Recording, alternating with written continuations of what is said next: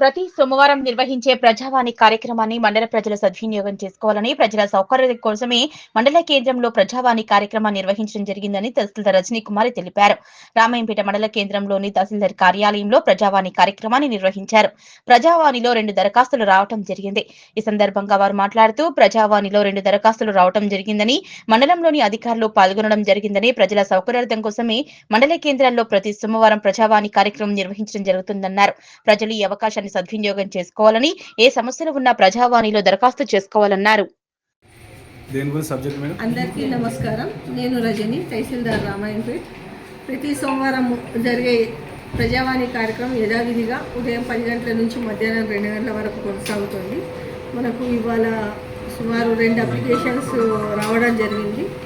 2 applications అన్నీ కూడా double bedroom related applications ఉన్నాయి.